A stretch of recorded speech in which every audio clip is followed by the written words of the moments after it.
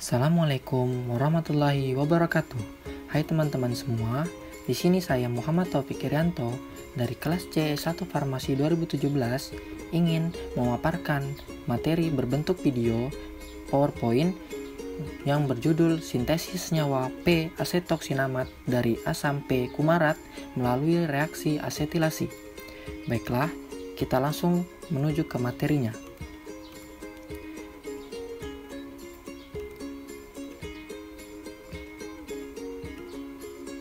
Di sini kita bahas dulu keunggulan dari senyawa ini. Senyawa pertama, asam sinamid, merupakan asam organik dengan bentuk kristal berwarna putih. Asam sinamid biasanya digunakan sebagai prekursor untuk mensintesis senyawa-senyawa ester komersial yang diaplikasikan dalam bidang kosmetik dan obat-obatan. Senyawa asam tersebut memiliki karbon-karbonil alfa beta tak jenuh, aseptor Mikhail, yang merupakan bagian aktif dalam pembuatan obat anti kanker. Senyawa yang mengandung karbon-karbonil alfa beta tak jenuh dapat mengatasi masalah mutagenisitas. Salah satu senyawa turunan asam sinamid adalah asam hidroksisinamid. Asam hidroksisinamid yang telah digunakan sebagai starting material dalam pengembangan senyawa yang memiliki bioaktivitas sebagai anti kanker adalah P kumarat.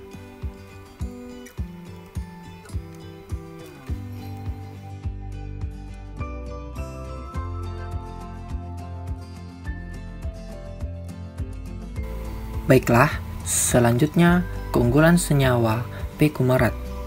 Senyawa P kumarat telah digunakan oleh Rashid pada tahun 2014 sebagai molekul dasar untuk mensintesis dua senyawa ester P kumarat, yaitu metil beta P hidroksifenil akrilat dan metil beta P metoksifenil akrilat yang berpotensi sebagai anti kanker terhadap sel tumor leukemia P388 dengan nilai IC50 masing-masing sebesar 16,51 mikrogram per mililiter dan 21,18 mikrogram per mililiter.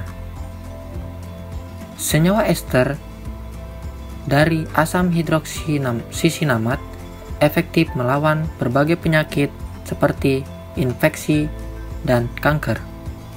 Senyawa ester juga berpotensi sebagai antioksidan, antiinflamasi, dan antitumor, serta bersifat sitotoksik terhadap sel kanker pankreas, sel kanker kolon, dan sel C6 glioma.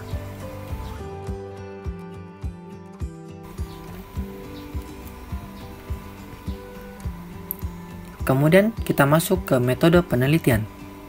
Dalam metode penelitian ini, asam P kumarat sebanyak 1,0019 gram atau sebanyak 6,10 milimol dimasukkan ke dalam labu alas bulat leher 3. Kemudian ditambahkan 4 ml piridin dan 1,6 ml atau sebanyak 17,01 milimol anhidrat asetat. Campuran reaksi diaduk menggunakan stirrer selama lebih kurang 6 jam pada suhu ruang. Selanjutnya, campuran reaksi ditambahkan ke dalam 20 ml aquades. Aquades dingin sambil diaduk. Lalu disaring. Endapan putih yang terbentuk disaring, dicuci dengan aquades dan dikeringkan di dalam deksikator sehingga diperoleh padatan putih kering. Padatan tersebut dikristalisasi atau rekristalisasi menggunakan metanol lalu disaring sehingga diperoleh kristal putih.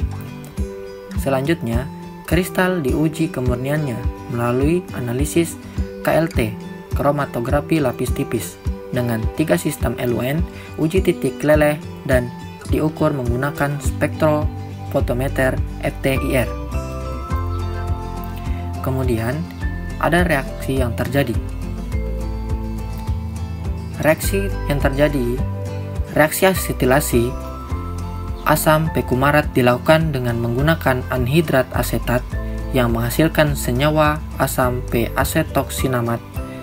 Tujuan reaksi ini adalah untuk memperoleh gugus fenolik pada asam P kumarat. Asam pekumarat direaksikan dengan anhidra asetat di dalam suhu ruang.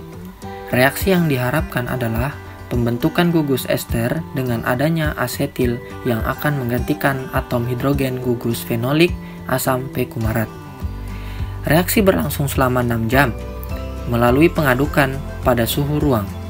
Kontrol kromatografi lapis tipis dilakukan pada jam ke-1 dan jam ke-6. Berdasarkan hasil analisis kromatografi lapis tipis, reaksi dihentikan pada jam ke-6. Hal ini dikarenakan produk reaktif reaksi jam 6 memiliki kemiripan RF dengan produk reaksi jam ke-1. Ke dalam campuran reaksi ditambahkan aquades dingin sebanyak 45 ml. Proses penambahan ini disertai dengan pengadukan selama lebih kurang 2 menit. Penambahan aquades tersebut menyebabkan pembentukan endapan putih. Tahap selanjutnya adalah proses penyaringan untuk memisahkan endapan berupa padatan putih dari filtratnya. Padatan tersebut dibilas menggunakan aquades untuk menghilangkan garam anorganik dan pengotor lainnya. Pada tahap prekristalisasi dilakukan dengan menggunakan metanol panas. Campuran reaksi didiamkan di dalam lemari pendingin selama 2 malam untuk mempercepat pembentukan inti kristal. Penurunan suhu akan mengurangi kelarutan senyawa sehingga senyawa akan keluar dari pelarutnya. Produk yang diperoleh berupa kristal berwarna putih kekuningan dengan titik leleh sebesar 205-207 derajat Celcius. Rendamen reaksi ini adalah sebesar 71,1%. Selain didasarkan pada titik leleh, uji kemurnian senyawa juga dilakukan dengan menggunakan 3 sistem eluen. Adanya perbedaan nilai RF, reteksi faktor, dan kemunculnya satu noda tunggal di setiap kromatogram menandakan bahwa hanya terkandung satu komponen yang merupakan senyawa target.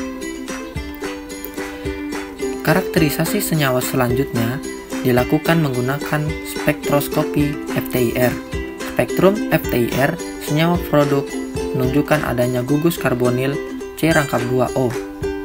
Ester yang khas dengan pita serapan berintensitas tajam dan kuat pada bilangan gelombang 1747,51 cm/-1 didukung oleh serapan pada 1165,00 cm/-1 dan 1201,65 cm/-1 yang menandakan adanya gugus C-O ester. Tidak adanya serapan yang menunjukkan keberadaan gugus karbonil O- menjadi tanda bahwa senyawa telah mengalami reaksi asetilasi.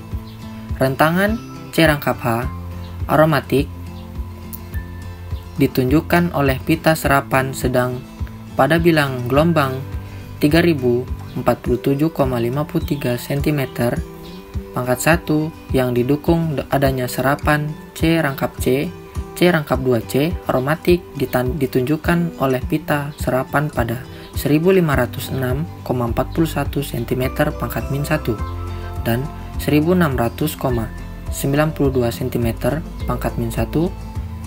Sistem aromatik P disubstitusi berada pada 839,03 cm/-1.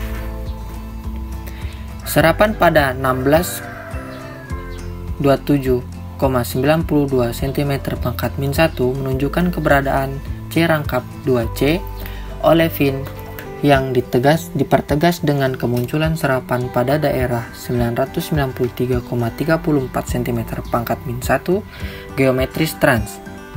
Serapan pada daerah 1683,63 cm/-1 menunjukkan adanya gugus C-2O terkonjugasi.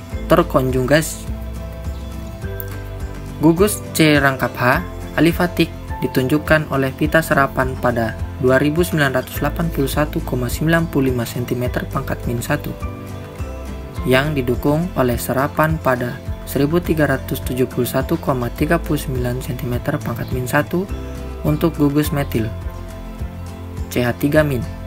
Data FTIR di atas menunjukkan bahwa senyawa hasil sintesis memiliki gugus fungsi yang sesuai dengan senyawa target, yaitu asam P-asetoksisinamat. Contoh mekanismenya dapat dilihat dari gambar di samping.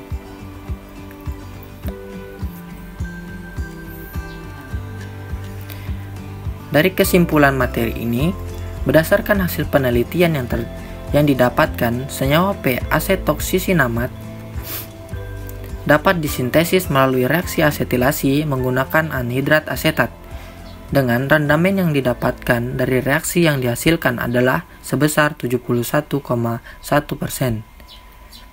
Sekian, terima kasih video dari saya. Sekian, terima kasih. Apabila ada salah-salah dalam penyampaian video ini, mohon maaf. Wabillahi taufiq wal hidayah. Wassalamualaikum warahmatullahi wabarakatuh.